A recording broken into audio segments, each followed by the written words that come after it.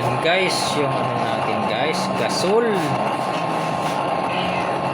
Gasol na talaga to guys. Na ano na natin. Nakuha na natin yung timplada sa ano pala, sa gasol. Gasol mode. Ayan. Ibahin ko na rin yung pangalan sa akin, hindi na LPG mode. Dati kasi nagpauso si G Jolly tapos si Paring Boy Bakal na LPG mode. Ngayon na-discover natin itong ganitong style, kaya pangalanan ko itong gasol mode naman ito para maiba. Gasol mode, so ganyan siya ka pino. Wala nang aapaw-apaw sa gilid, wala nang aapaw din sa gilid, dyan na sa gitna.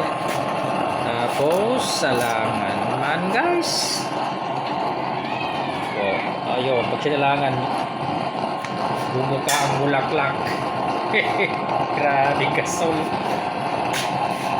Mas maganda ito pala mataas yung ano, mataas yung patungan konti guys. Ayan, masyado mataas yan.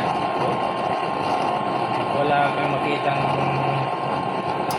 dati kasi yung kalan natin sa gilid may ano pa sa gilid may dumadaan pang apoy. Ngayon ito wala na, yung sa gitna na lang ang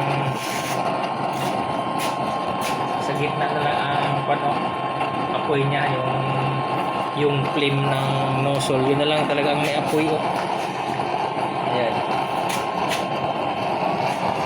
wala na guys yung sa gilid, wala na.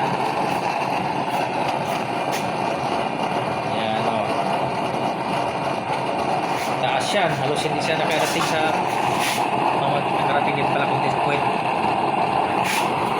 kasi 2 inches na yung angat ng kaldero.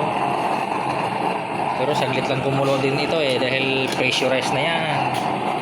Pressurized na yan guys, kulang kalahati adjustment. Ayan, ganda. Kainaan kunti. Naka-automatic tayo ngayon guys. Naka-automatic shut off na yan. Naka-automatic na. Ayan. Wala na talagang pagkakaiwa sa kasi pag pinahinaan mo, magkakaroon siya ng orange kunti pag sobrang hina din. Palakasan. Ayan, lakas na yan. Ganyan lang, naubos na lang yung hangin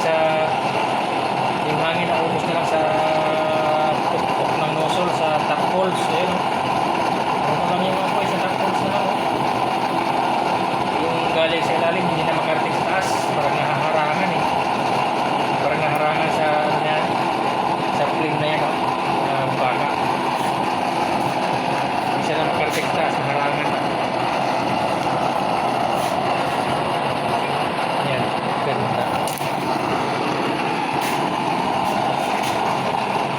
Guys, wala na, gasol na. So marami pang innovation nito. Gaganda pa ito, gaganda lalo. So, dito na ang pinapairal natin na gasol mode. Wala na, gaganda pa ito. May timpla pa ito, may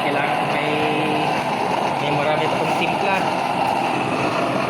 Kumulo na, halos na kumulo na. Mataas pa nga yung patungan natin lalo na pag isubsob, mas sobrang init. Mas dami ako yan. Dini. Grabe, wala na. Hindi na talaga magano Hindi na mag-uuling gilid. Wala kasing apoy sa gilid Ilalim lang yung apoy Kaya wala nang uling-uling siguro ito pagka brand new na kaldero, wala nang uling-uling. Hindi na maulingan yung gilid kasi sa ilalim lang siya sa puwet. Sa puwet lang yung apoy nakatutok Ayan kumulo na. Kulo ka agad gasol. Nasa gasol. Pakita natin guys ang first class na film